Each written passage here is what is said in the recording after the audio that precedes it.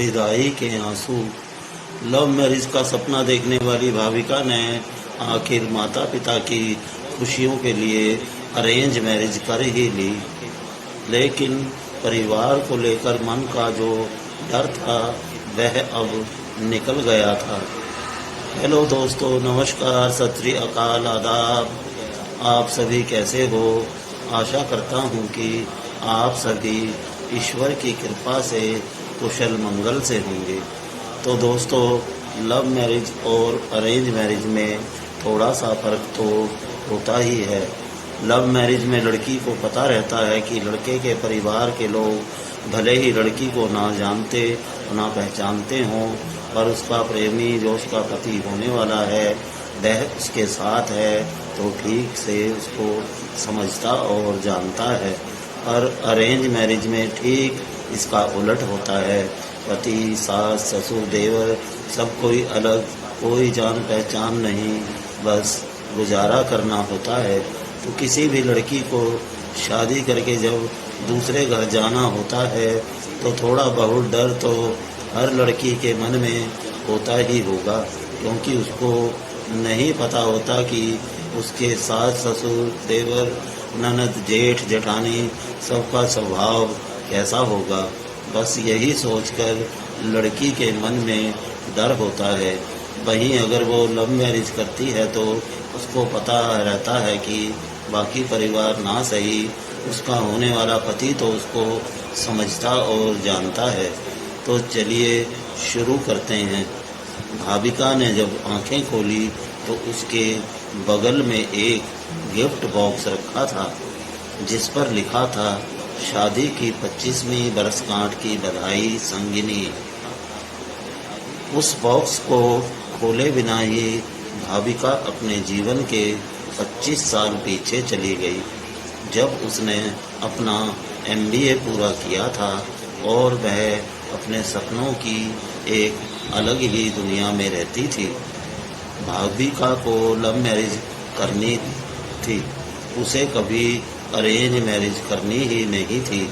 इसका सबसे बड़ा कारण था परिवार। उसका मानना था कि लव मैरिज में परिवार हमेशा दोनों के बीच में आ जाता है। इसलिए उसने और उसके दोस्तों ने तय किया था कि ढंग का लड़का मिलते ही हम सब अरेंज मैरिज करेंगे। भाविका के सोच के हिसाब से कुछ नहीं हुआ। उसने कुछ लड़कों को डेट किया, लेकिन बात नहीं बनी। आखिरकार माँ पापा का मन रखने के लिए ही सही उसे उनके मनपसंद लड़के से शादी करनी पड़ी। इस तरह से लव मैरिज करने वाली भाविका की अरेंज मैरिज हो गई। शादी के बाद जब भाविका की विदाई हुई थी तो वह गाड़ी में बैठने के बाद बहुत रो रही थी। उसकी आंखों का काजल आंसुओं के साथ बह रहा था।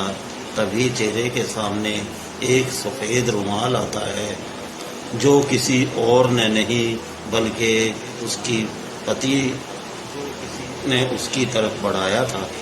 रुमाल लेकर भाविका ने आंसू पोंछे, आंखों से बहा काजल उस सफ़ेद रुमाल पर लग गया। सॉरी, मैंने आपका रुमाल गंदा कर दिया, मैं इसे धो दूंगी, भाविका ने संजीव से कहा। संजीव ने उसके हाथ से रुमाल लेते हुए सिर्फ इतना ही कहा, कोई बात नहीं। थोड़ी ही देर में गाड़ी संजीव के घर पहुंच गई। भाविका को अब उनका ही सामना करना था, जिनके कारण वह अरेंज मैरिज नहीं करना चाहती थी। दरवाजे पर परिवार के सभी सदस्य आरती की थाली लिए नई दुल्हन का इंतजार कर रहे थे। भाविका का स्वागत सभी ने धूमधाम से किया। गृह प्रवेश के बाद शादी की बची हुई रस्मों को जल्द ही खत्म किया गया। भाविका की सास ने अपनी बेटी से कहा, भाभी को उसके कमरे में ले जा, आराम करने दे, बहू बहुत थक गई है। रागिनी तुरंत उठी और भाविका को उसके कमरे में ले गई। भाभी, आप यहाँ आराम करिए, कुछ भी ज़रूरत हो तो मुझे बुला लेना। भारी लहंगे और जेवरों को उतारने के बाद भाविका फ्रेश होकर सो गई। 5 घंटे बाद उसकी आँख खुली तो देखा कि रात के 8 बज रहे थे। संजीव को कमरे में आता देख वह थोड़ा सकपका गई। अरे आराम से, ऐसे झटके से नहीं उठते, संजीव बोला। हल्की मुस्कान के साथ भाविका बोली, लगता है कि मैं कुछ ज़्यादा ही सो गई। तभी दरवाजे के दस्तक के साथ भाविका की सास कर आते हुए बोली, नहीं बेटी, शादी की थकान है, चंद घंटों की नींद से थोड़े ही जाएगी। लो खाना खा लो और उसके बाद फिर से सो जाना। जब भाविका ने खाने की प्लेट देखी तो उसकी आंखों में आंसू आ गए। प्लेट में उसकी पसंदीदा मटर मशरूम की सब्जी, रोटी और मेवे की खीर थी। मम्मी जी, आपको कैसे पता कि ये मेरा पसंदीदा खाना है?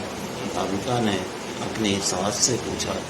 इतने में रागिनी पानी की बोतल लाते हुए बोली, परिवार में सबको एक दूसरे की पसंद पता है भाभी, इसलिए आपके आने से पहले ही आपके जानने वाले लोगों के साथ बातचीत करके भैया और मम्मी ने आप पर पूरी पीएचडी कर ली है। अब आपको कुछ बताने की ज़रूरत नहीं है, हमें सब पता है कि आपको क्या पसंद है और क्या नहीं। रागिनी की ये बातें सुनकर भाविका ने अपनी सास का हाथ चूम लिया। थैंक यू मम्मी, मुझे इस परिवार में अपना एक अलग दर्जा देने के लिए। उस दिन से भाविका के मन में परिवार को रहने वाला डर कहीं दूर चला गया। उसने परिवार को अपना माना और परिवार ने उसे अपनाया। इस तरह से हंसी खुशी रहते हुए भाविका और संजीव की शादी को आज 25 साल पूरे हो चुके हैं। भाविका ने अपने अतीत से वर्तमान में आते हुए उस गिफ्ट बॉक्स को खोला तो देखा उसमें काजल लगा हुआ वही सफ़ेद रुमाल था जिससे भाविका ने अपने विदाई के आंसू पोंछे थे। साथ ही एक पत्र भी था जिसमें लिखा था, प्रिय अर्धांगिनी, तुम्हारे विदाई के आंसू मेरे लिए बहुत ही कीमती थे, जिसे मैंने हमेशा संजो के रखा था। मुझे पता था कि तुम एक परिवार छोड़कर आ रही थी, इसलिए यहाँ पर हमने तुम्हारे लिए एक दूसरा परिवार तैयार कर रखा था। मेरे साथ अपना जीवन साझा करने के लिए शुक्रिया। शादी की वर्षगांठ पर बहुत सारा प्यार, तुम्हारा संजू।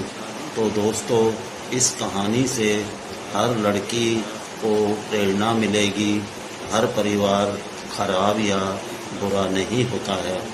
बहुत लोग ऐसे भी इस दुनिया में हैं जो सबकी बेटियों को अपनी बेटी की तरह ही मानते हैं, जैसा कि संजू का परिवार करता है। तो दोस्तों, आज की कहानियों में इतना ही। वीडियो को लाइक शेयर के साथ साथ चैनल को सब्सक्राइब करके बेल के बटन को दबाना बिल्कुल नहीं भूलना है। तो मिलते हैं एक और वीडियो के साथ।